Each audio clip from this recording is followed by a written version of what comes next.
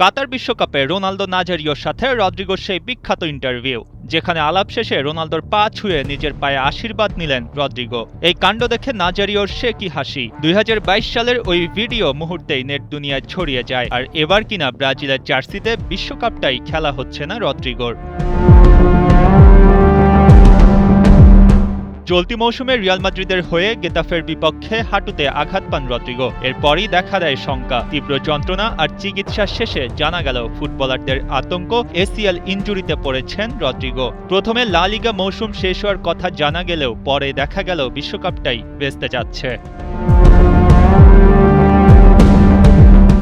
ব্রাজিলের গুরুত্বপূর্ণ forward Rodrigo, তার না থাকা মানে দলের বড় ক্ষতি। এটা বেশ আগে থেকেই মেনে নিতে হয়েছে ব্রাজিল ভক্তদের। নেইমারের দলে ফেরা দলের জন্য বড় স্বস্তি হলেও রদ্রিগোর না থাকায় দুঃখটা থাকবেই। তবে জমকালো আয়োজনে ব্রাজিলের বিশ্বকাপ দল ঘোষণায় রদ্রিগোকে যেন ভুলেই গেছে অনেকে।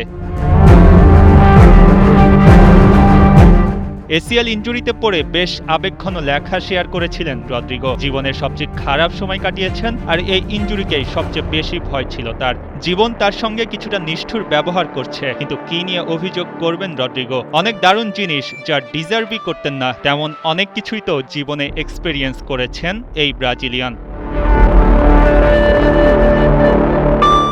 রদ্রিগো থামেননি, স্ট্রাগল করছেন, ফিরে আসবেন আবারও। অনেকে ইদানিং সোশ্যাল মিডিয়াতে মজা করছেন রোনালদো নাজারিওর পা থেকে নেয়া আশীর্বাদের পর এমন ইনজুরিতে পড়লেন রদ্রিগো। মজার ছলে এমন অনেক কথা বলা যায়, তবে এমন ইনজুরি চায় না কোনো ফুটবলার, যা তার ক্যারিয়ারের জন্য হুমকি হয়, আবার স্বপ্নের বিশ্বকাপ খেলতেও বাধা দেয়। বিশ্বকাপে রদ্রিগোকে মিস করবেন তো ব্রাজিল ভক্তরা?